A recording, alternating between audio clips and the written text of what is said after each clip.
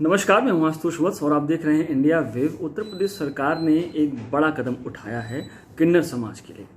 किन्नर कल्याण board बनाने की कवायद अब शुरू हो चुकी है, अखबारों में खबरें आ चुकी हैं और किन्नर समाज बहुत उत्साह से भरा हुआ है।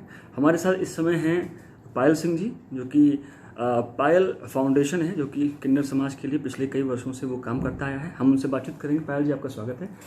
नमस्कार। ये जो खबर आ रही है, आपने इसके बारे में कुछ सुना भी? जी हाँ, बिल्कुल सुना।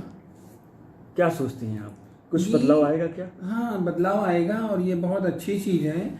हमें बहुत खुशी हुई इस चीज़ को सुन के कि हमारे योगी जी इतना अच्छा काम कर रहे हैं। और ये भी शायद तीसरा हमारा जो है शहर, जैसे कि अभी हमारा तमिलनाडु में है ना, एक तमिलनाडु और दूसरा शायद गुजरात, दूसरा स्टेट है। बिल्कुल, हाँ नहीं, तीसरा है, तीसरा गुजरात में भी है और तीसरा। तो ये बहुत अच्छी पहल है और बहुत खुशी की बात है। लेकिन मैं इसके साथ साथ एक चीज़ और भी कहना चाहूँगी सरकार से कि इस गठन में किन्नर को जरूर जोड़े हर शहर से। जैसे मैं कहती हूँ यूपी से, तो यूपी में तो अभी तक किन्नर कोई काम इसके लिए नहीं कर रहा था। मैं ही शुरू से दौड़ती चली आई हूँ, समाज के लिए इतना कुछ किया है मैंने और सभी के लिए दौड़ती आई हूँ। तो इसमें तो मैं ज़रूर कहूँगी सरकार योगी जी से कि हमारी तरफ जरूर ध्यान दें।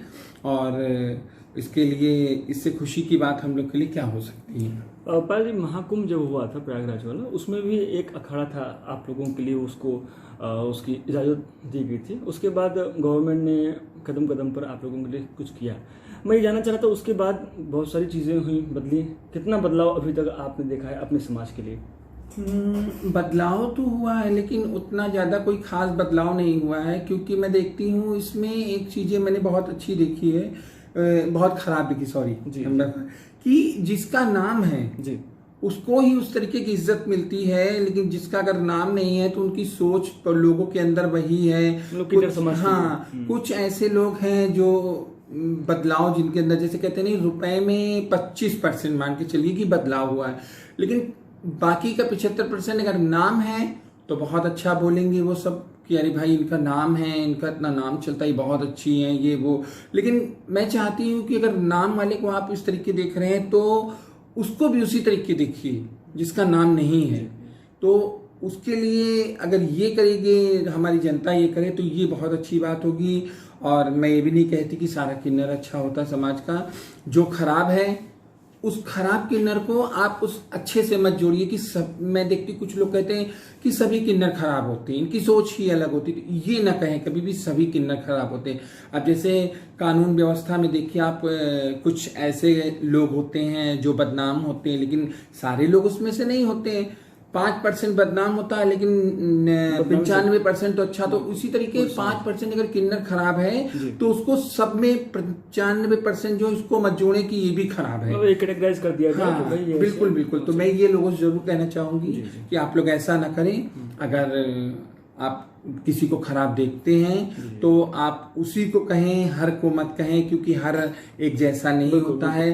किसी की क्या मजबूरी, आजकल आप देख ही रहे हैं, कुछ किन्नर ऐसे हैं जो किन्नर बने हुए हैं, जो बने रोजगारी की वजह से, हाँ रोजगारी की वजह से बने हुए हैं कि कमाओ धमाओ और घर जाओ। तो वो लोग बदतमीजी करते हैं, उनके चक्कर में जो अच्छे किन्नर है वो भी बदनाम होते हैं। तो मैं लोगों से ये अपील करना चाहूंगी कि आप लोग ऐसा कभी ना सोचें। एक मेरा आपसे एक और सवाल था, जैसे कि इस गठन की बात हो रही है, आपको क्या लगता है कि किन चीज़ों को इसमें तवज्जो दी जानी चाहिए, उनको शामिल करना चाहिए? आपकी कुछ अपनी कुछ इनपुट्स हैं तो आप बताएं। इसमें 2-3 चीज़ मुझे चाहिए। जैसे कि पहले तो इस गठन में आप जो है रेलवे के बारे में सोचिए, जो किन्नरों को बहुत दिक्कत होती है ट्रेन की टिकट के लिए। तो उनको क्या फ्री किया जाए, ऐसा करना? हाँ नहीं, फ्री अगर नहीं करते हैं लेकिन उनको सीट तो दें। अच्छा, फ्री ना करें, मैं कहती फ्री ना करें लेकिन सीट दें। जो होता ना कि तत्काल में आप टिकट लीजिए, महंगा टिकट मिलता है उनको।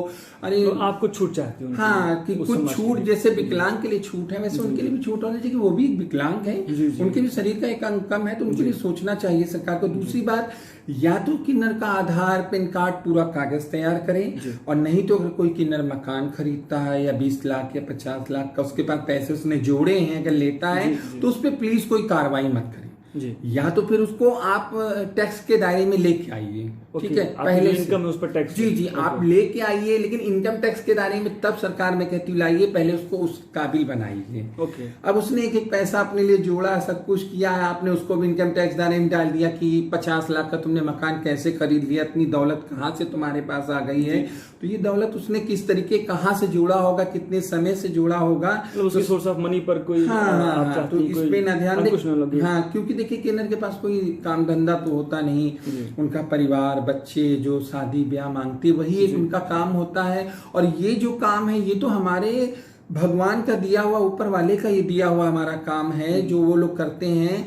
क्योंकि जब गोकुल में कृष्ण जी का जन्म हुआ था, तब जाकर वहां पर बधाई बजी थी, जिसको भोलेनाथ जी ने स्वयं अर्धनारीश्वर का रूप धारण किया था, श्री कृष्ण भगवान को अपनी गोद में खिलाने के लिए। तो ये सारी चीजें सोचने वाली है, तो सरकार को भी ऐसे ही सोचना चाहिए कि अगर वो करते, ये हमारी परंपरा है और ये हमारा धर्म है कि खुशी के लिए आता है इंसान, खुशी मनाता है। कहते नहीं जिस तरीके नर स्त्री पुरुष बनाए गए, उस तरीके भगवान ने इनको भी कुछ सोच समझ के ही बनाया होगा। ये कहीं से कूद नहीं पड़े, लोग कहते पता नहीं कहाँ से कूद पड़े, इकट्ठे से आ गए हैं। तो हर चीज ऊपर वाले ने सोच समझ के बनाई और अच्छे से बनाई है। तो उस चीज को मैं कहती हूँ कि ज्यादा हो तो उसमें उनका कोई सर्टिफिकेट या कोई ऐसी चीज बना दे।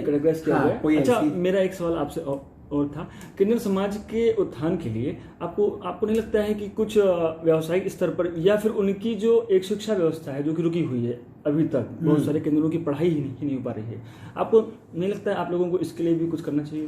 देखिए, इसके लिए करने के लिए जो अब किन्नर आया है वो तो अब मुश्किल ही है पढ़ना जी। अब तो बहुत टाइम हो गया, कौन पढ़ता है? गवर्नमेंट ने कुछ चीजों के लिए गवर्नमेंट ने किया ही नहीं, गवर्नमेंट ने कभी कुछ नहीं किया है। ये तो सब चीजें अब निकल के आ रही, जब से प्रधानमंत्री जी आए हैं, जब से मोदी जी आए तब से ये हो रहा, वरना तो सब कब हुआ ही कब है।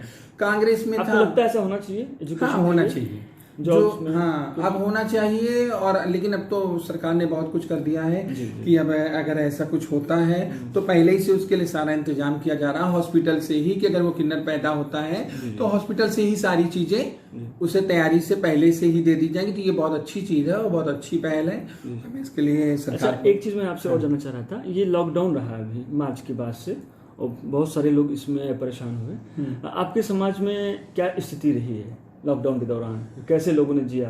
लॉकडाउन के दौरान तो इतनी ज्यादा बुरी स्थिति नहीं है जी कि क्या किसी ने कुछ सहयोग किया? पूछिए मत। अच्छा, क्या हुआ है क्या नहीं हुआ, सरकार ने किसी के लिए कुछ नहीं किया, एक किसी को पानी की बोतल नहीं भेजी, ये तो मैं बोलूं। मतलब किन्नर समाज के लिए बात करें? हाँ, किन्नर समाज के लिए कुछ नहीं आया, बल्कि कि वो खुद ही बेचारे निकल के आके समाज के लिए किया। जी। जिनके पास रखा था उन्होंने अपना उड़ा दिया जाके। हमारे प्रोडक्शन है, उसको लेके फिल्म भी बनाई, और मैंने फिल्म भी बनाई है, प्रोडक्शन देखिएगा। उसका नाम भी हम लोगों ने यही रखा। कैसे मतलब ये लॉकडाउन फिर कैसे बीता, मतलब मैं थोड़ा जानना चाह रहा था। बहुत बुरी, मतलब जो आपके समाज के और लोग होंगे यहाँ या पूरे उत्तर प्रदेश में, बहुत खराब तरीके से बीता है। कुछ आपने रिपोर्ट मंगाई उनकी कुछ की? नहीं, बहुत सारी थी, सभी लोग कह रहे थे, सभी एक दूसरे से बात कर रहे थे। इसमें तो क्या हुआ, जैसे कि जो किन्नरों के पास पैसे हैं वो एक दूसरों के सपोर्ट कर रहे हैं। सरकार की तरफ से कुछ नहीं मिला, सरकार की तरफ से अब आना शुरू हुआ। अब क्या कह रहे हैं लोग, आके एनजीओ वाले आए हैं खिचड़ी पकाने के लिए कि अगर आप लोग को कुछ राशन चाहिए तो ले लीजिए। अब क्या करेगा कोई राशन लेके तुम्हारा? ये बोल रहा है। अच्छा, एक आखिरी सवाल है बस, आपको लगता है कि इस गठन के बाद जो बनने जा रहा है किन्नर समाज का, कुछ बदलाव की आशा है? आपको ऐसा लग रहा है? ऊपर वाला जाने। अच्छा। अभी तो हम लोग कुछ नहीं कर सकते, ठीक है। अगर कोई अच्छा इसमें 5 का गठन होना है, अगर लखनऊ से कोई अच्छा करते हैं, जैसे मैं कहती हूँ, जैसे मैं सोचती चली आई शुरू से, मैं तो सरकार से कहूंगी मुझे जोड़े तो मैं इनके लिए सोचूं, क्योंकि मैं शुरू सोचती हूँ। आप चाहती है कि उस गठन में एक किन्नर समाज का बंदा भी हो या हो, जो कि उनकी बात को प्रमुखता से बता 5 किन्नर होंगे 5 शहर से, ठीक है ना। तो मैं तो कहती हूँ लखनऊ से हमें जरूर ध्यान दे सरकार, क्योंकि मैं शुरू से इनका दर्द जानती हूँ, समझती आई हूँ। मैं आगे सोचूंगी, और बाकी का अगर इसमें ऐसे ही बिठा देंगे नामी गिरामी देख के, इनको पकड़ लाना है, मुझे इनको पकड़ लाना है, जिनको जानते भी नहीं है हम लोग, जिनको जानते भी नहीं है, तो फिर इसके लिए तो फिर तो वो गठन बनाना बेकार हो जाएगा। अच्छा, मैं एक आखिरी सवाल करना चाहूँ, आपके समाज की सबसे बड़ी समस्या क्या है?